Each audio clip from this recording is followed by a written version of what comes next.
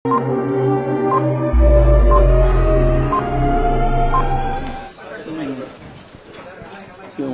first question will be her question. Your question. Ikaw, ma'am. Good evening, sir. Sir, knowing the incident that happened to these policemen you visited tonight, mas lalo po bang lumalakas yung galit ninyo sa NPA that they're going out of Ano, control? walang ang laro na ito, ang labanan na ito. Kung pikon ka, talo ka. Matagal ho akong mayor, 23 years. Doon ho na perfect nila yung Sparrow style of killing security forces, government men. Sanay na ako dyan. I take it as one of the heartaches. And pero yung galit-galit, wala akong galit. Kasi kung maaari lang, ayaw ko ngang magipag-away sa kanila. Sa mayroon lang paraan, kung if there's just even the Moro people, if there's just a way out na I do not have to kill my fellow Filipinos. Yan ang masakit dyan. So any dead NPA o Moro na Pilipino, talagang nasasaktan ako. Mas lalo na kung sundalo ko, pati pulis ko. Because to me, it's a crazy war. We do not have to die every time. But ako, nagpakita ako dito, even solidarity with the security forces of government. Because I feel bad.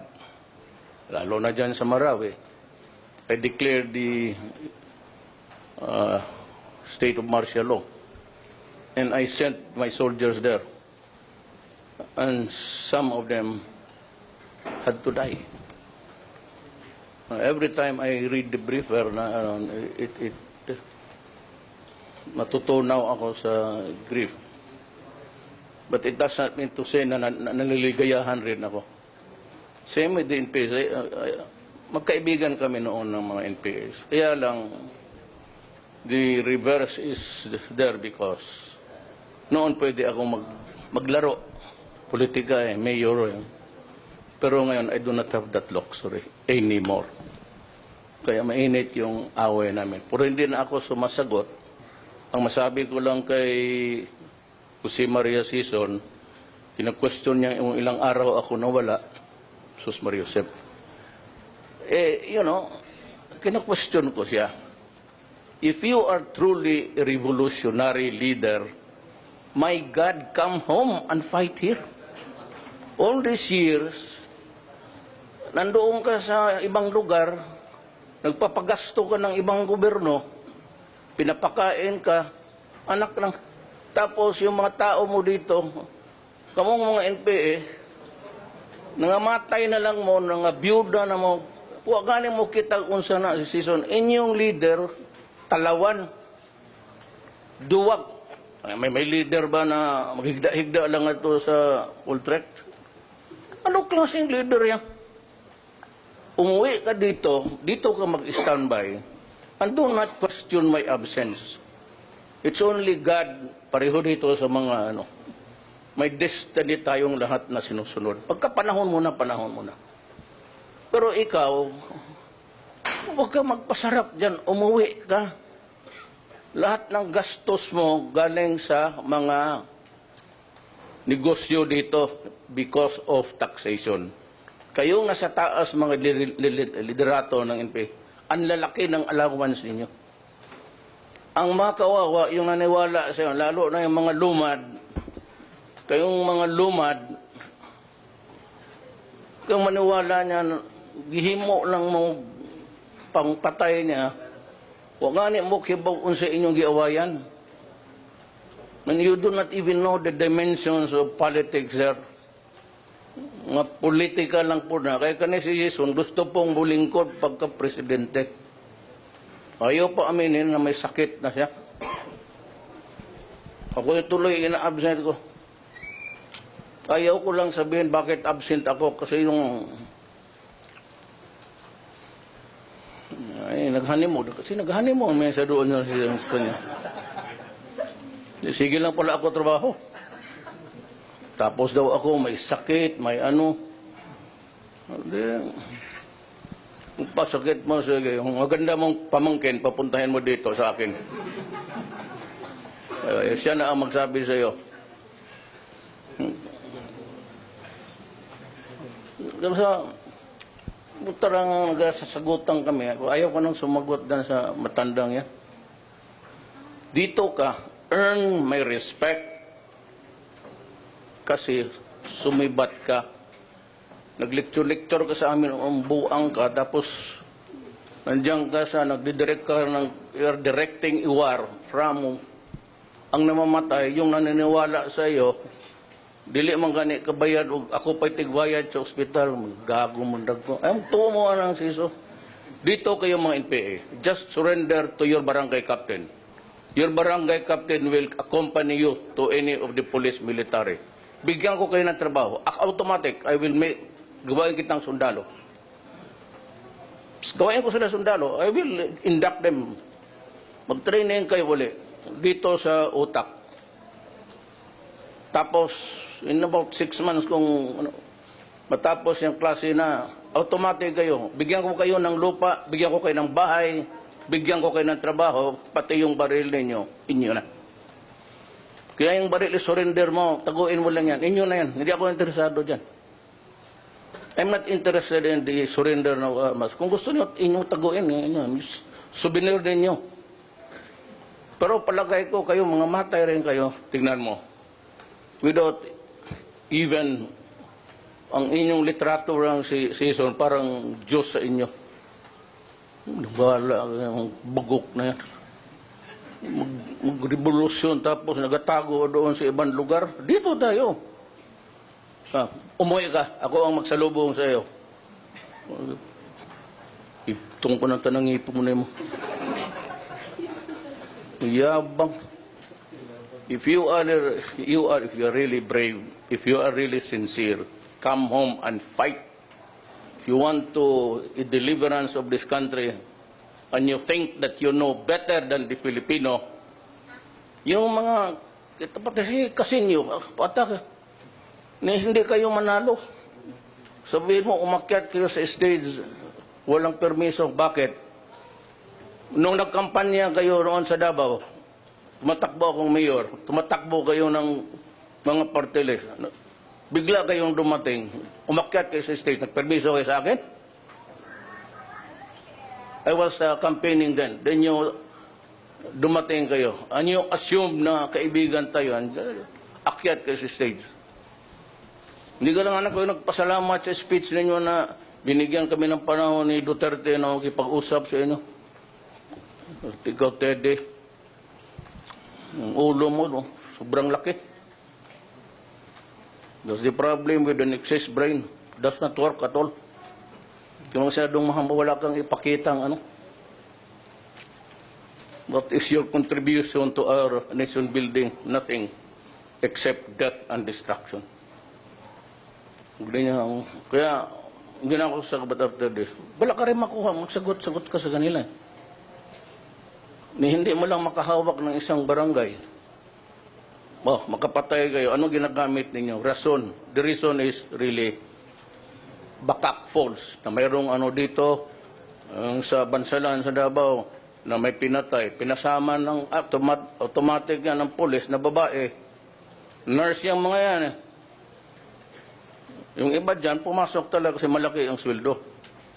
Sumama yung forensics, inambos ninyo, wala palang namatay, mag-ganon na style. And you think that you can earn the respect, mapilit mo magrespeto itong tao sa inyo. Ilang eleksyon kayo tumakbo, hindi kayo manalo-nalo. Hanggang ngayon ba, hindi pa pumasok sa utak ninyo yan? 50 years. 50 years ago. And you want another 50 years of fighting and killing Filipinos. Mga kababayan ko, yan ang gusto ng mga New People's Army. Yan ang, wala na. Another 50 years tayo ng patayan. Maraming mga alimatok nabubuhay ng hindi nila pawis, revolutionary tax. That's extortion. So ako, I do not deal with revolutionary tax. That is plain extortion. Wala na yan. Sabi ko, huwag mo nang gamitin yan kay mga military pati police. When you make a report, extortionists or kidnappers. And we will file cases as a kidnapper or as an extortion, as a robbery. Mga revolutionary tax, you're glorifying the... Today, I am directing the armed forces and the police not to use the word revolutionary tax. That is not a proper word for us to adopt. Kasi ang gobyerno na ito may taxation. So huwag ninyong tapatan ng revolutionary tax. Use the word extortion, hold upper, or kidnapper. At idemanda ko kayo sa revised penal code.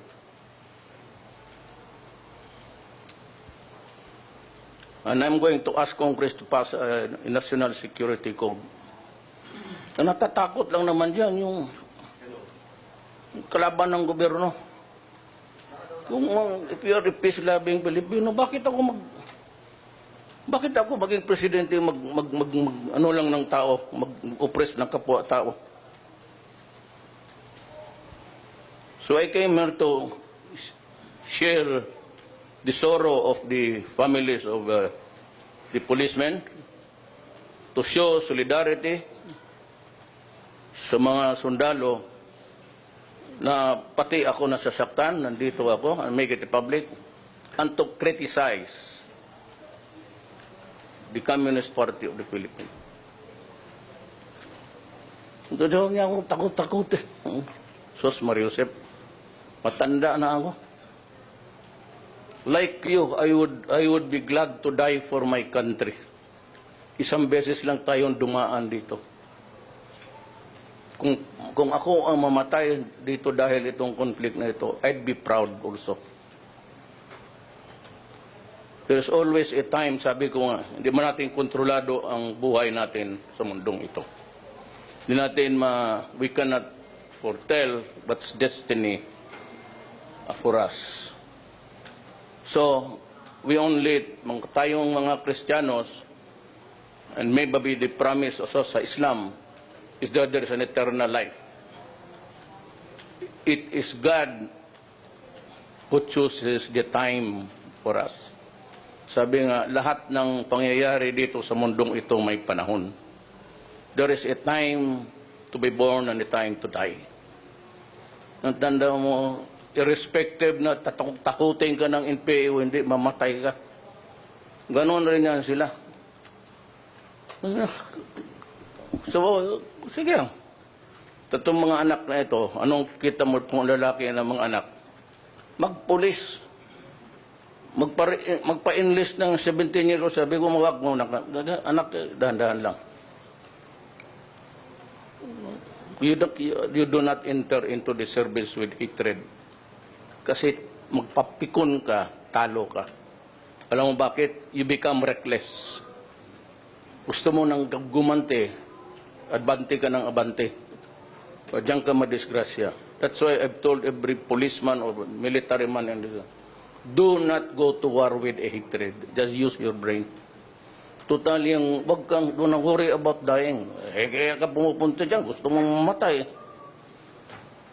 But use your head. But dying, it is not controlled by us. It's God's call. Yabang-yabang dyan. Ang trabaho ninyong ambos. Pakyat sa bukid. Pag walang bigas dito, doon sa mga tao, hingian ninyo may bulahin pa ninyo ang mga... Sabi niya, bakit? Ang extraordinary niya doon lang sa may mga pera mayama, pati doon sa bukid. Purgantay ang contribution sa mga tao. Anong kasalanan ng mga tao doon?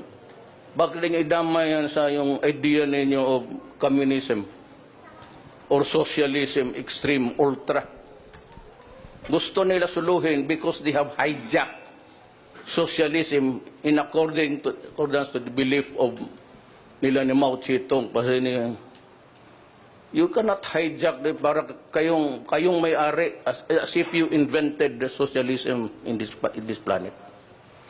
Pag hindi kayong hindi yan siya socialist peke.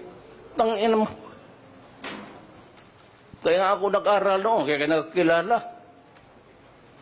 Ngayon, I realize that's all stupidity. Mag-peace talks tayo. Bulisitin mo ako. Maya-maya, mag-withdraw. Mag-ceasefire. Sabihin, February 10, mag-ceasefire kami. February 4, binigwasan mo na yung mga sundalo ko pati sa Digos, sa Davao, pati sa Cagayan. Anong kasalanan ng pulis? Nagkuha lang doon sa ATM. Kaya ulitin yung, hindi ko maintindihan bakit yung gano'n. Makuha pa nila yung, there has to be a way of doing it. At saka, I will raise the number of soldiers.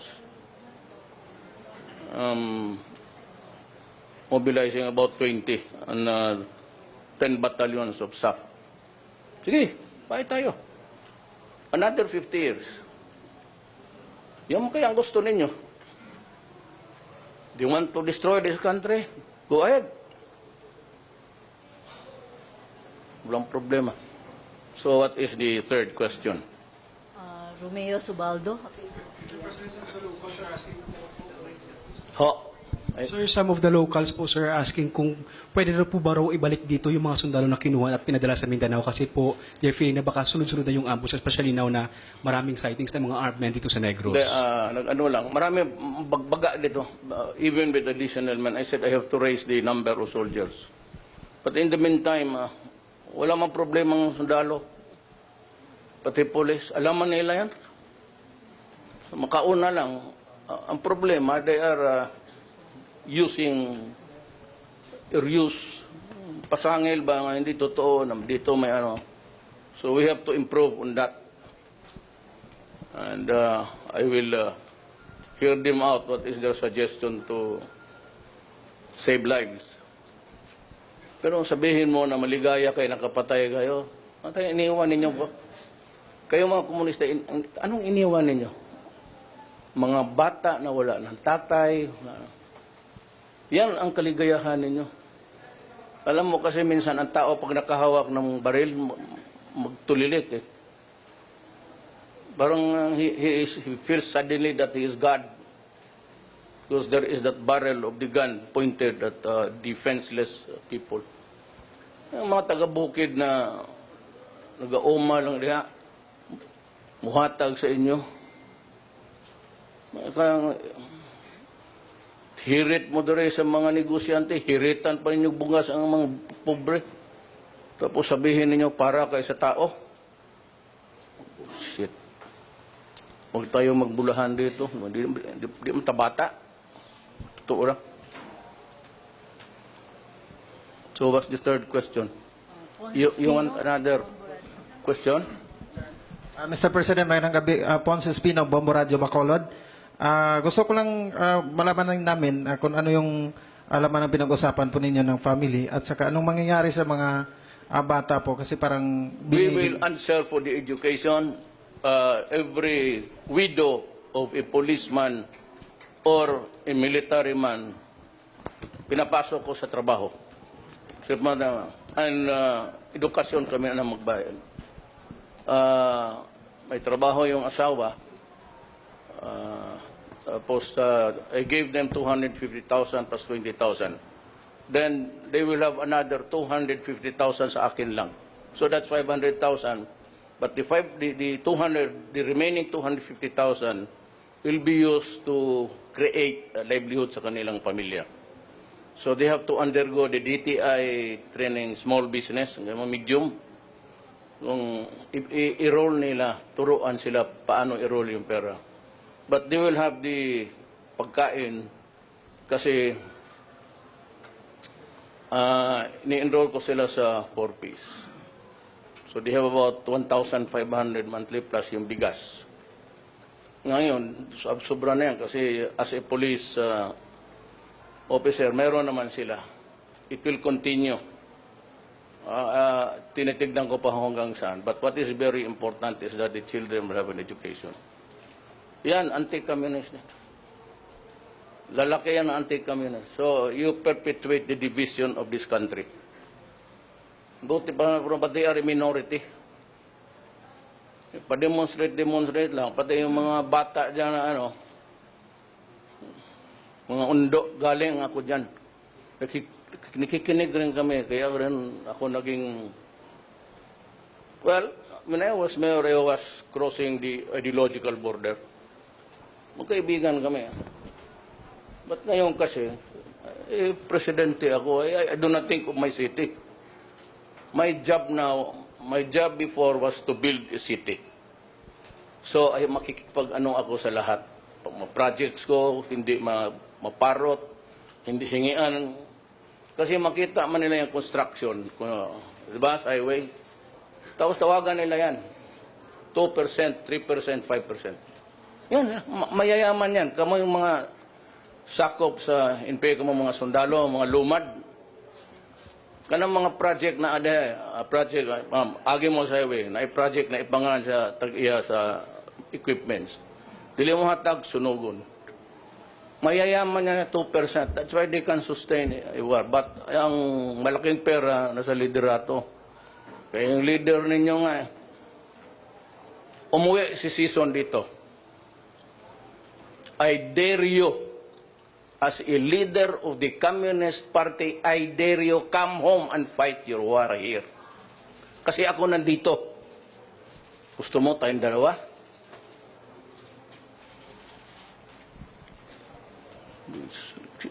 Unsa pa? Ito o siya.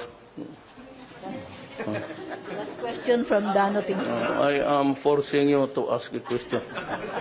Hi, sir. Dano Tingkong ko, GMA7. Sir, twofold. Yung based dun sa nabanggit ninyo kanina, just to clarify, so walang personalan ba ito? Is it correct to Yes. say that? Na walang personalan itong mga binabanggit ninyo against CPP and PA? That's my job as president. But I'm telling the soldiers and everybody, do not go to war with hatred because you tend to be reckless. Kasi gusto mo lang pumatay na rin pagkaganti, abante ng abante, yan. Kasi may galit ka sa loob eh. Because when you do it with emotions, hindi mo nagagamit yung utak mo. You do not use your head. The gray matter between your ears. Ang gusto mo dyan, emotion. Do not do that. Patay ka talaga. Sir, pahabol lang yung binanggit ninyo sa SONA po ninyo, yung tungkol dun sa Lumad Schools, Yes. Opo, tuloy. Wala akong sinabi na bumbahan ko yung may tao. Kaya sinabi ko, umalis kayo dyan. Ibig sabihin, sisirain ko yan. Because you are using a school without a license from the Department of Education. Dito sa Pilipinas may batas. Bago ka makabukas ng eskwelahan, you have to have the necessary clearances and everything from government. You are using a building there. Hindi ko sinabi patayin ko yung mga bata. Far from it actually. Librehin ko ang bata sa perdisyon ninyo. Because they will learn to be pareho sa inyo. Wala ko pagka titira yung gabi. Wala man akong problema sa night vision. Makita ko man. Sisirain ko yan. Kasi ginagamit ninyong eskwelahan para to destroy the mental attitude, the mental health of the children. They grow up there hating government and going to war pagka malaki na. You are perpetuating the violence in this country. And I have to stop it. I have every reason to stop it. Because you are producing another generation of haters. Kasi yan ang sekreto. Huwag mo akong bulahin. Wala kayong tinuturo dyan kung hindi yung socialist, yung pati patayan. Diba, ma'am? Nakita mo.